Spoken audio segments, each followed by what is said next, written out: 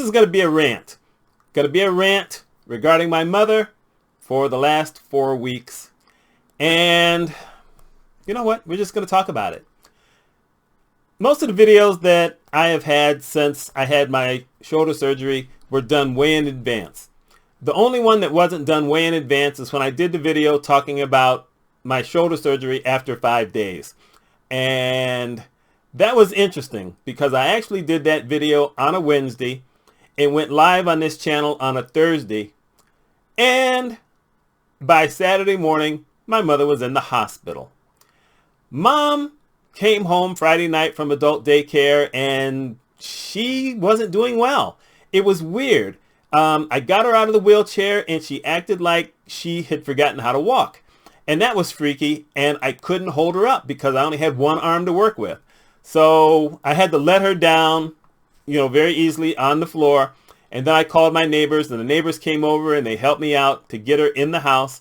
And we got her in the house and she was just agitated, and got her into the bathroom and got her changed into nightgown. And instead of taking her into the living room where I normally would have taken her, I went ahead and I put her in the reclining lift chair in the bedroom. I just didn't want to take any chances for the rest of the night. I figured maybe she's tired. And so I went ahead, I gave her dessert for the night. I gave her the CBD oil for the night along with her pills. And I figure, okay, she'll be better in the morning. Next morning comes, my neighbor comes over because my neighbor was going to be washing Mom because I couldn't do it, At that point, it was a week after I'd had surgery. So she was going to, wash Mom for me. And we got her out of her reclining lift chair, and it was like she forgot how to stand. And that was scary. She couldn't stand. She didn't really know anything about what to do, and she was going down. And we let her down slowly, and she's down on the floor. There was nothing. We tried to lift her, and it was just nothing. She could not help at all. She was just all over the place. So I decided to call 911. Instead of calling her husband, called 911. They came, and they struggled to get her up. And suddenly, okay, this is something different. And one of the people said, we should take her to the emergency room. And I'm like, wow, that's a major step. And it's hard when someone says that to you. The last time Mom had gone to the emergency room was after she had been here a month. And she had a heart attack, and we had no clue that's what she was having. So this was something different. And, I'm caught because it never occurred to me that there was anything extra. So I said, let's see if she can stand up on her own. If she can't do that, then yes, we'll go to the emergency room. She couldn't do it. So I let them take her to the emergency room, which was an effort. It took them 15 minutes to get her out of the house. It sounds weird when you put it that way, but Mom is not a Thumbelina. Their equipment was hard to get through all the doors, and they ended up having to basically do a 3-step process just to get her into the garage. That's just how it is. So that was odd. They went ahead and took her to the emergency room. I had to get stuff together because, I wasn't dressed. I had something on, but, I wasn't dressed. I had no idea how long I was going to be able to stay with her or anything like that. So my neighbor left. Actually, we had to clean up a few things because, Mom had done some stuff. So we cleaned up a few things. Then I go to the hospital. And I hadn't been to the emergency room in 4 years where everything moved. It had totally moved. It had been totally redesigned. They were working on the redesign when Mom had been there in 2017. So I didn't know where to put the car. I knew nothing about it. So one of the guards comes out. He tells me what to do. It turns out that if someone's coming into the emergency room, they now have a free space for people to park. Thank God, because parking is expensive. Anyway, that's not part of the rant. So I go in there that day, the emergency room. They got Mom in a room by herself. And right off the bat, I know these folks don't know how to handle Mom, because Mom has dementia, and Mom can't really understand what most people are saying. Every once in a while she may have a moment of clarity, but it's rare. Me and her, because we talk all the time as much as she can, we have a better understanding of each other, But other people, no, they're talking to her as if she's going to understand everything they're saying. In this particular instance, not only was she not understanding, but she was just basically lethargic. She's there on this bed, and it was a little frightening. I'm not going to lie. No idea what's going on with her. She had almost no energy, had the TV on, and she was just, zoned out kind of. And it's like, wow, this is just scary. At one point, the hospital people come down and they say they're going to take her to have an MRI. And I said, that's not going to work. Why not? Because she's not going to understand what you're going to ask her to do, and you're going to try to keep her still, and she's not going to stay still. How do I know that? Because I had to have an MRI on my shoulder. And let me tell you, when they put you in that thing, and now it's just there, and they say, okay, now you have to stay still, and you hear this noise, and you see these lights, and yes, you can close your eyes. I mean, I could because they were doing my shoulder, but it's hard to stay still. 20 minutes later, after they take her, they bring her back. I said, so how did it go? Well, she wouldn't listen to us when we asked her to stay still. I said, I told you she was not going to listen to you. That was just kind of a waste of time. So they get her back in the bed, and then it took 3 different teams of phlebotomists to come down to be able to get something in mom's arm so they could start doing anything. They couldn't get any blood out of her. They couldn't get any fluids in her. Nothing until the 3rd team came down. They did this x-ray on her arm, portable x-ray, trying to figure out how to get it in there. I said, wow. And they eventually brought the primetime team, and they figured it out, and they were able to get in there. At this point, yeah, we're about 3 hours in. So, and that was kind of frustrating. I understand that maybe everyone doesn't have full experience dealing with people with dementia. And, people with dementia come in very different ways. If they had gotten 2017 mom with dementia, she would have been able to talk to them. They would have had a better understanding. But the dementia that mom has now, totally different. And so they really weren't sure. She couldn't complain about anything. There's just nothing. I mean, she was fussy when she could be fussy. Otherwise, she was just, kind of out of it. So eventually they tell me, okay, they're going to be taking her up to one of the rooms on the floor, 6th floor. Hospital has 9 floors. And at that point, I can't go because the hospital has a thing where you could only go from 2 to 6. And it was like 3:30, and you have to have some kind of prior approval or whatever. No way I could get it. So I went home. I said, I will come back the next day. So I come home the next day, and I realized on that day that it was going to be the first time in 4 years that I was going to be in this house by myself overnight. And that was freaky. And part of me thought, well, I'll have some relaxation. And then I said, wait a minute, my arm's in a sling. I should be in a sling right now. I have another week and a half to go, but I'm sitting here doing the video, so I'm not in the sling. But still, I had that thought. I said, geez, I don't have to be home early. I could go to the casino. Wait, I can't drive. I can't do the casino. I can't eat in the car. I literally couldn't do anything. I could barely feed myself. I couldn't even go out to a restaurant because, like I said, at this point, I'm 7 days after shoulder surgery. I had practiced certain things with my left hand, but I just couldn't do anything. So that wasn't going to help me. What did I do? I walked. I walked a bunch. I've walked a bunch over the last 4 weeks. So anyway, I get a call later that day from someone at the hospital who says they want to take her up to MRI. And I said, did y'all read the medical record? Because they tried that earlier today. She said, oh no, we didn't. What happened? I said, she couldn't do it. She's not going to sit still. She doesn't know what anybody is saying. She says, oh, then I guess we shouldn't do it.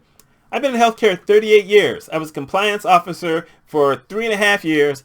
And I'm thinking, y'all have records. How come you're not reading the records? You even have it electronically. You don't have to go to medical records and get the paper. Just open up the file. This is going to be a recurring theme, by the way. So, squash that.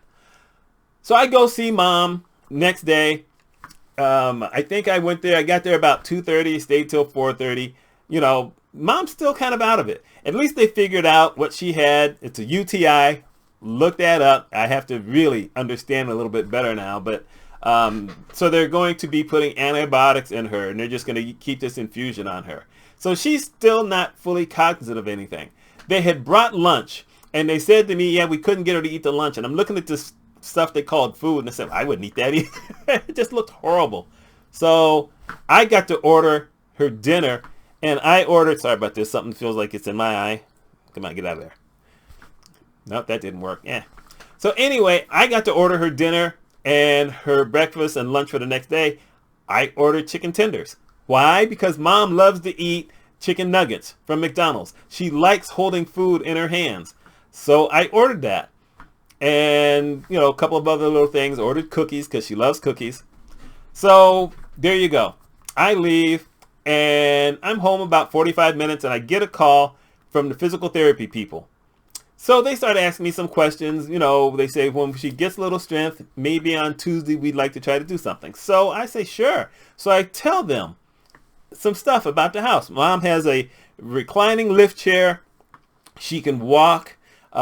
She doesn't have to push herself up because reclining lift chair in the living room and in her bedroom. She sleeps in a recliner. She doesn't really sleep in a bed because we couldn't get her up. She couldn't get herself up. And, they're saying, okay, yes, we can do this. So I go up on Monday, visit Mom again. Mom's now getting a little bit more energy. Not a lot yet, but she's got more. She's watching TV. They've got it on BET. She's enjoying it. I'm like, okay, great. TV show Martin's on. I hadn't seen Martin in years. I'd forgotten Martin was that funny. So there's Mom kind of sitting there. And, everybody is really nice. I can't complain about how nice people were at the hospital or at the rehab center. People have been really nice to her. And, in her own way, people like Mom.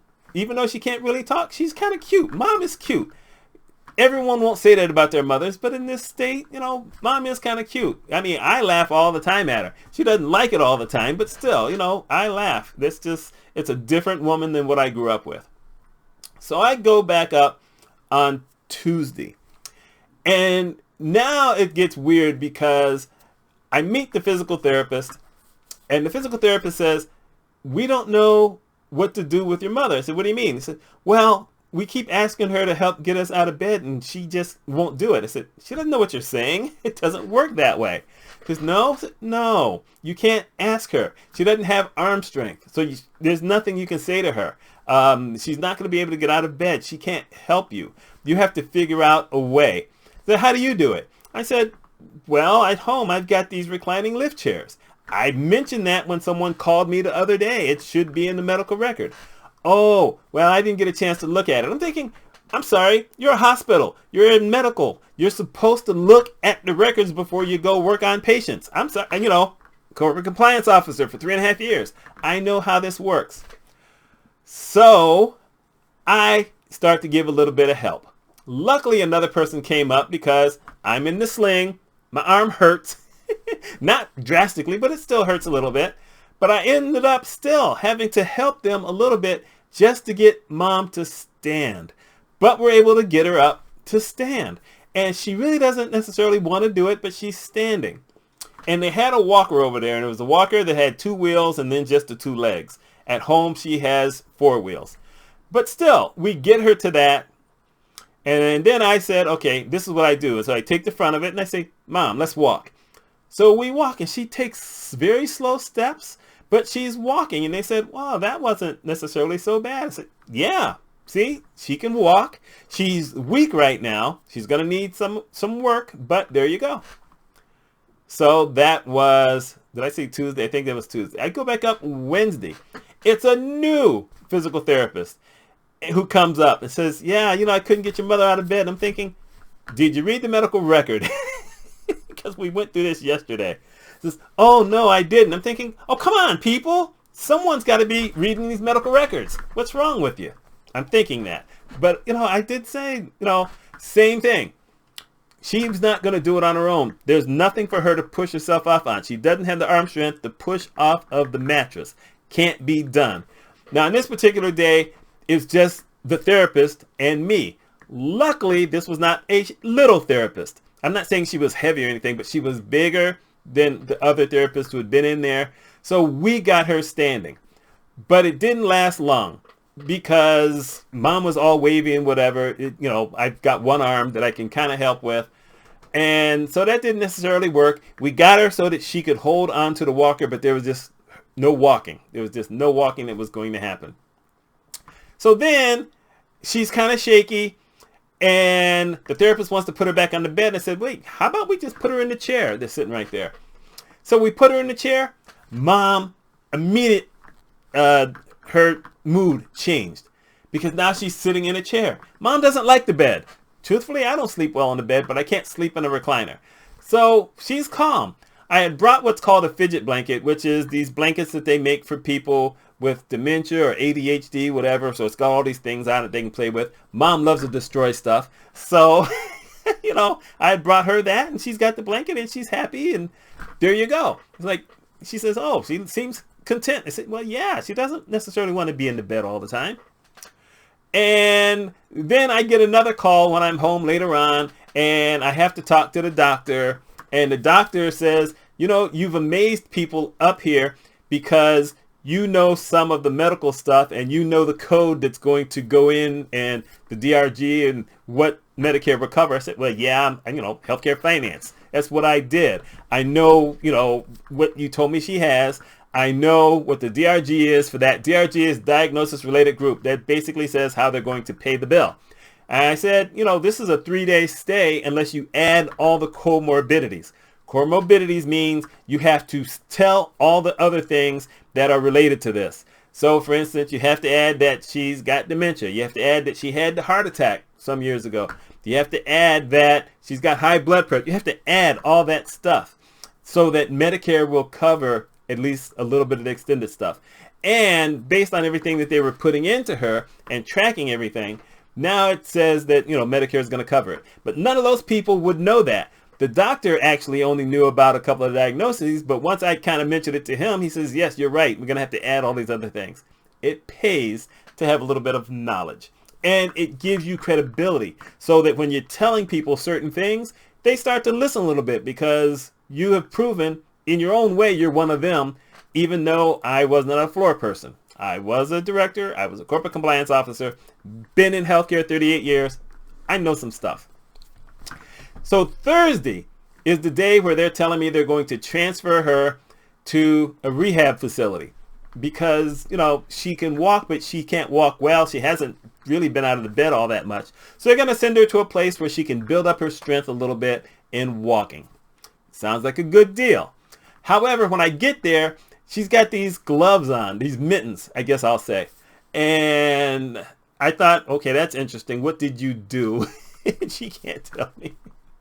And so when a nurse comes in, I said, so what's with the mittens? And they said, well, she ripped all of the tubes out of her arm. And I said, that's my girl. Because she had ripped them out. And I had mentioned something to them folks. I said, you need to kind of keep an eye on her. She likes to kind of destroy stuff. That's why I brought the fidget blanket. But it seems that when they took her out of the chair, put her back in the bed, they didn't give her the blanket again. So she just went after the one thing she could get, and that was the tubes in her arm. And so they ended up having to infuse her with antibiotics longer than they had expected because she had ripped it out. And there was blood in the sheets. Luckily, they changed all the sheets. And I had brought clothes for her so that they could put her in clothes and, transfer her out. And there you go.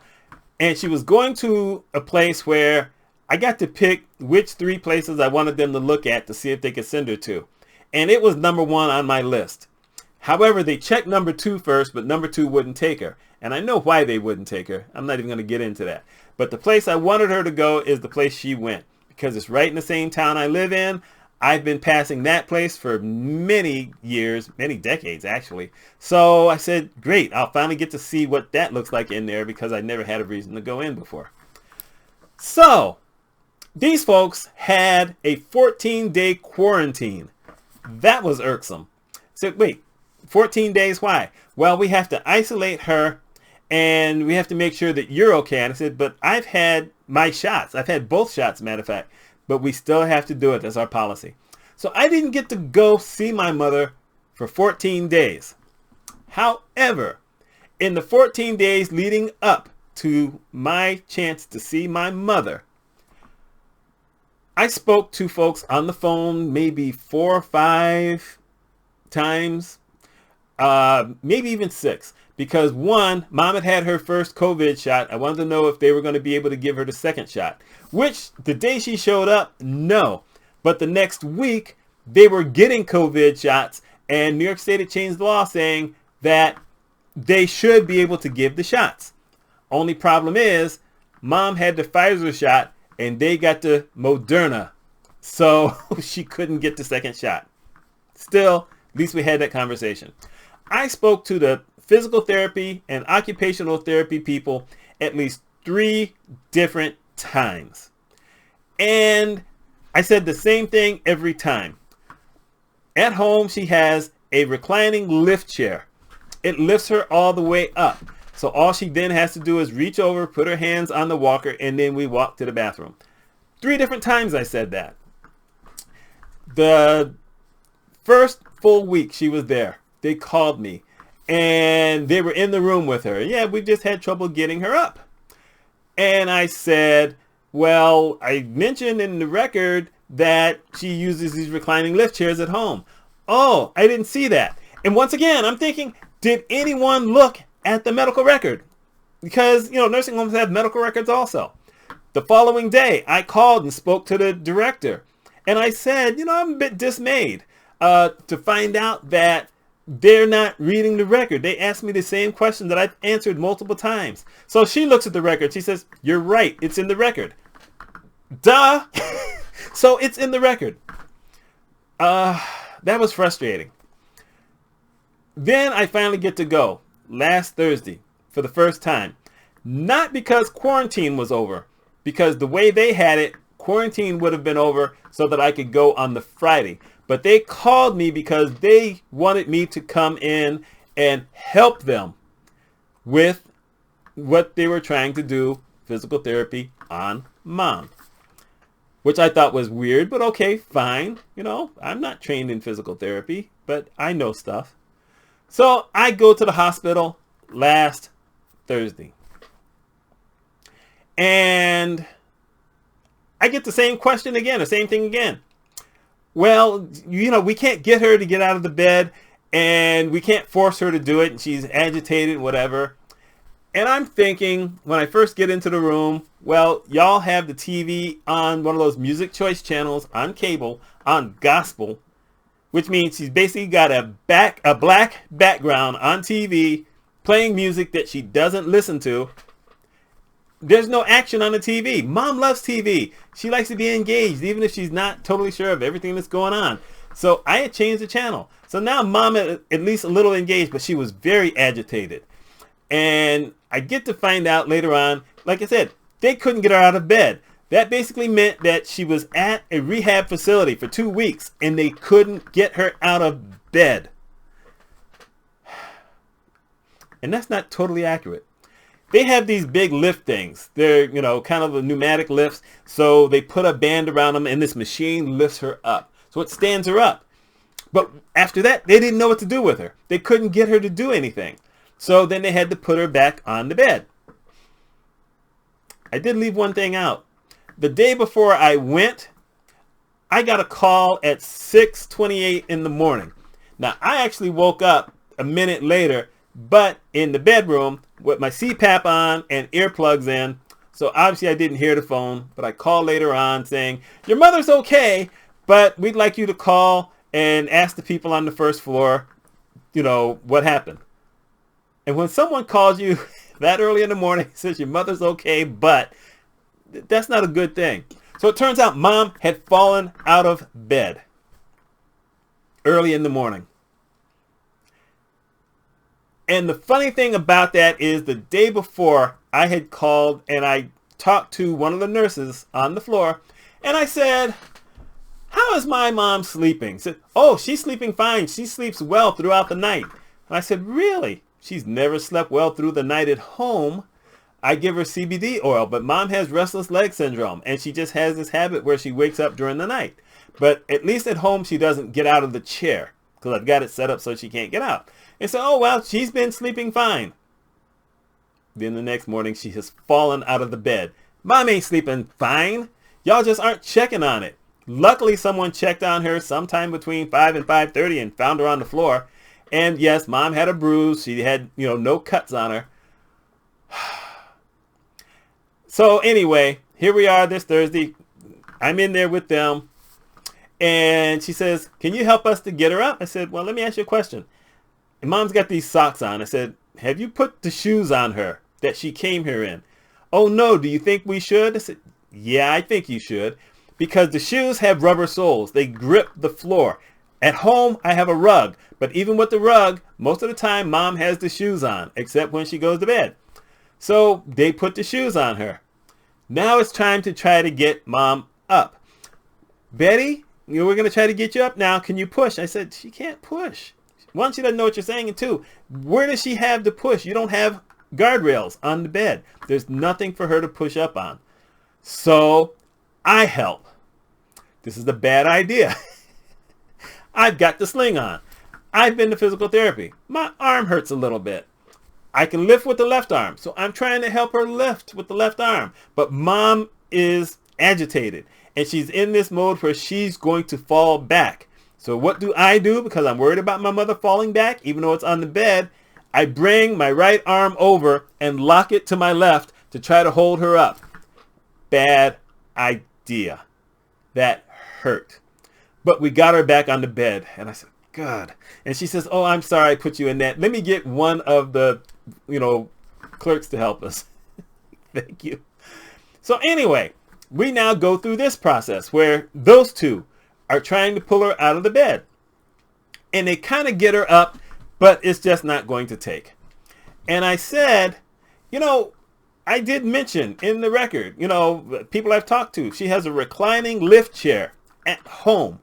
We don't have to pull her off a bed because when it was just me and her, she could not figure out how to get out of the bed. And I had to pull her out physically on my own, but I had two arms then, and I'm bigger than her. Not by much, but still, I'm bigger than her. So I could get her up and I could hold her until I got her over to the thing. But now it's not anything that we have to worry about anymore. It turns out that the physical therapist and then later the occupational therapist had no idea what a reclining lift chair was. They knew what a recliner was, but they had no idea what a lift chair was, even though I had explained it multiple times. I spoke to someone later on the next day, and I mentioned that, and they said, well, yes, you're right. We used to have those in the facility a long time ago, but some of our other residents would play with the remote controls. It would lift them up, and they would fall on the floor. Because it's also a nursing home. So it's a nursing home, but they also have rehab.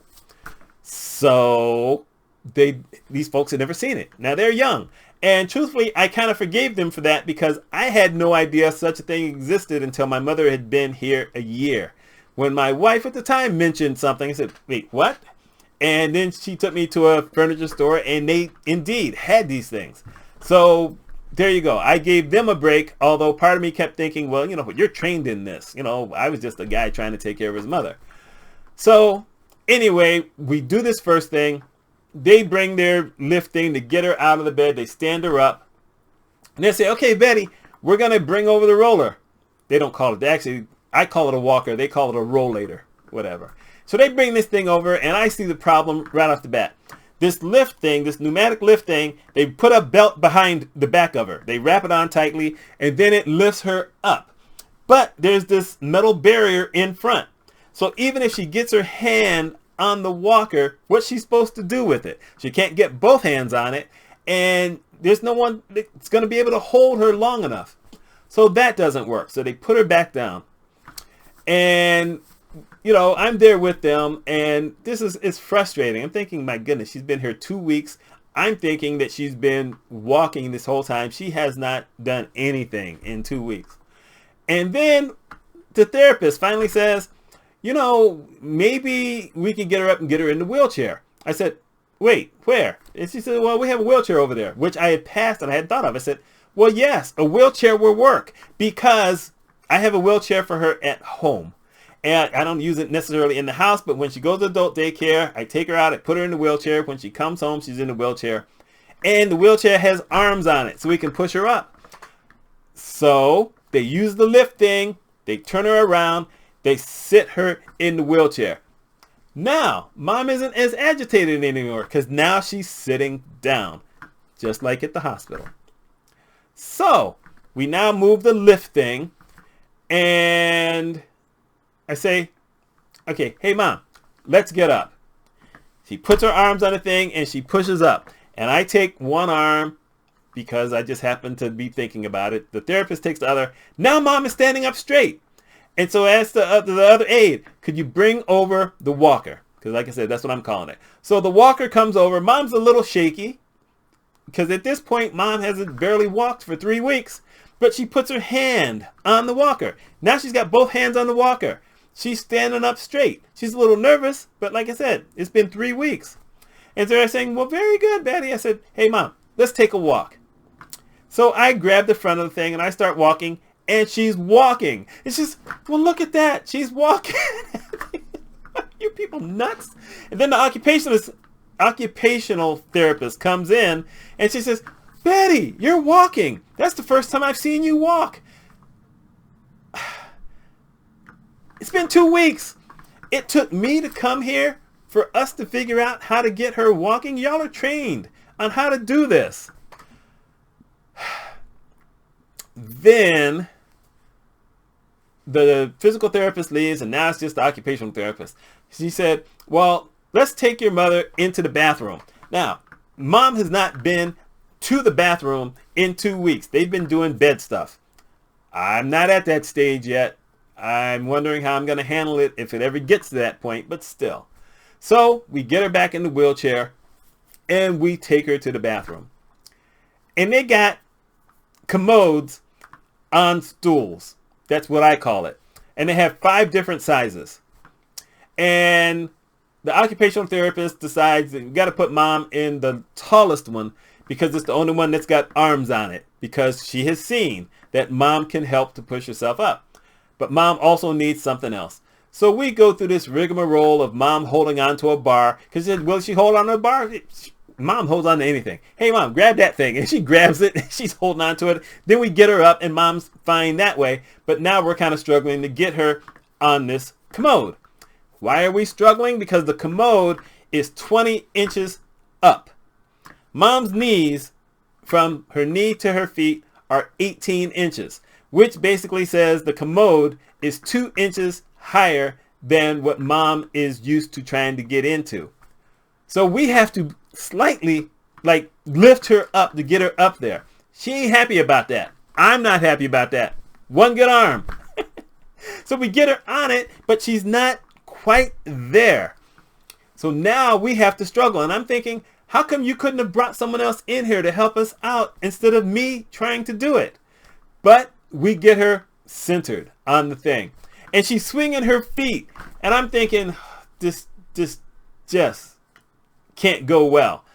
And I'm holding on to the commode, which I probably didn't have to, but I'm thinking, if she gets to kicking, she could kick this thing over. And the last thing I want to deal with is both of us having her tip it backwards, and we have to do whatever.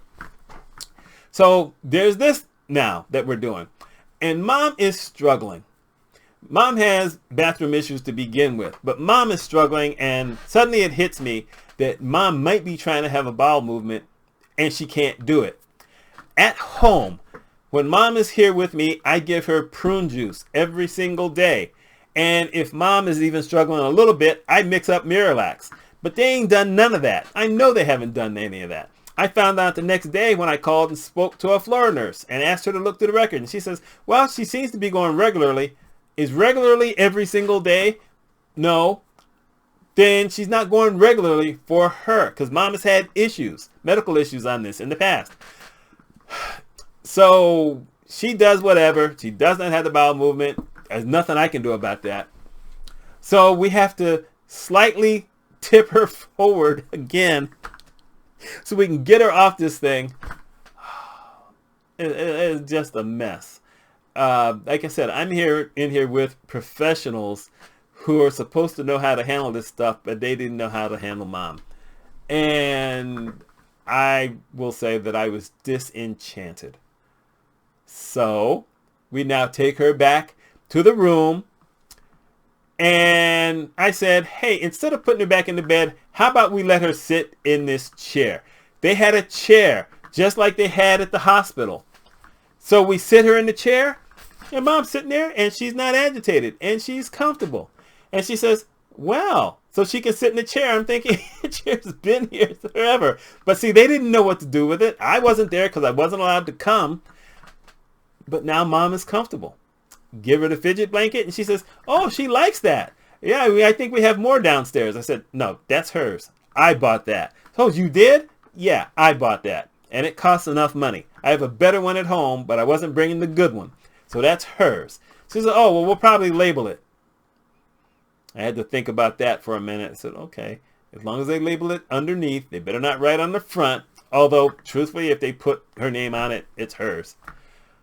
So that was last Thursday. I talked to someone Friday with my concerns about what I had seen and what I had heard. I get a call Saturday afternoon. Your mother's fine. I said, oh no. And she fell out of the bed, but she's fine. So Monday, I have to call. And I said to someone, and I'd already made an appointment that I was coming Tuesday. I said, you know, I'm wondering about y'all. This is now the second time she's fallen out of bed. You don't have any guardrails there.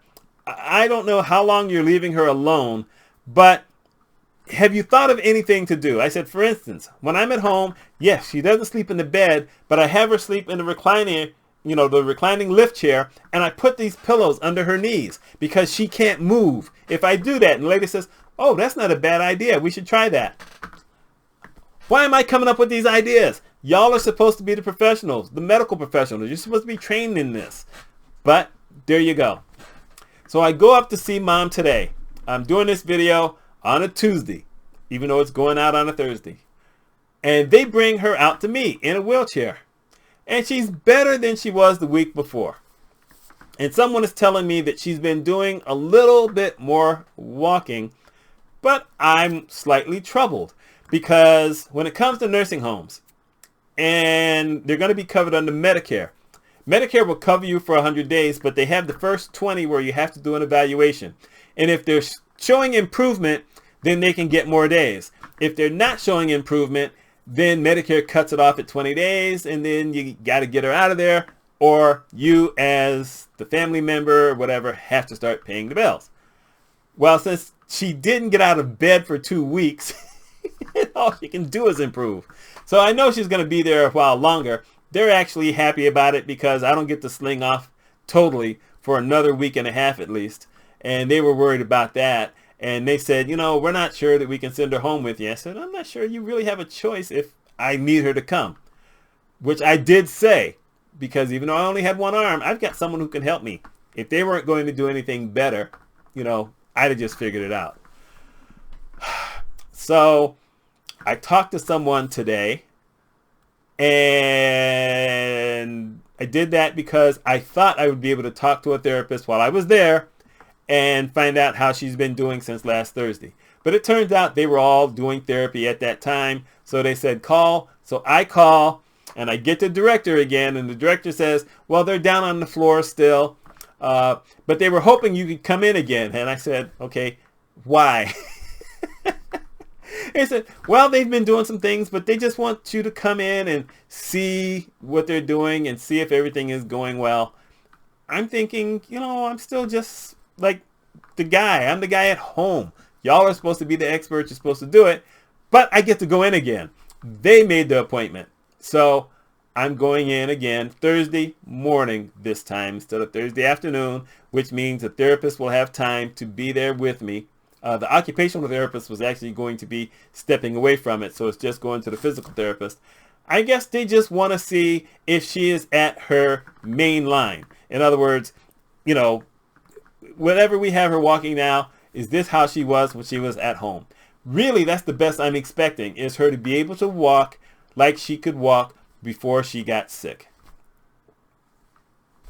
So there you go.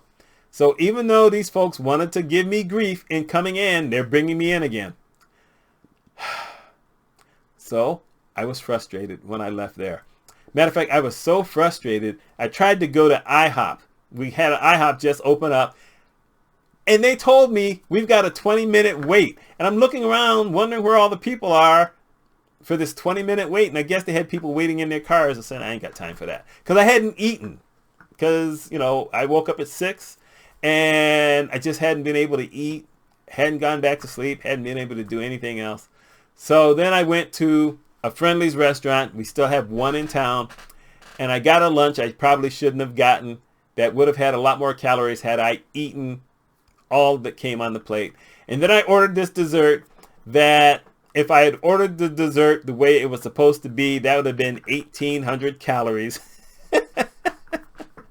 But I was able to knock that way down by having them keep some stuff. And the guy says to me, well, we can't change the price. I said, I didn't ask you to change the price. He said, oh, okay then. Why do people assume that you're trying to take stuff off to change the price?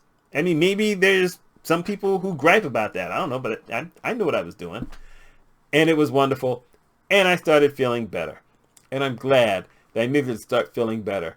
Because over the course of the last 3 weeks, I mentally have not necessarily felt better. I've walked a bunch. Like I said, if I said it, I don't remember if I said it, but I'll say it now. I've walked a lot. I've hit 14 miles a day. That's like 32,000 steps. And I do it all in the house, almost all of it in the house. So, because I didn't know what to do with myself. What do you do? But there you go. So, since last Thursday, every meal I ate, within hours, my stomach was burning. And I think I was bothered because of what happened to Mom. Well, I was able to handle the food today, even though I was depressed a little bit, because at least they're doing something.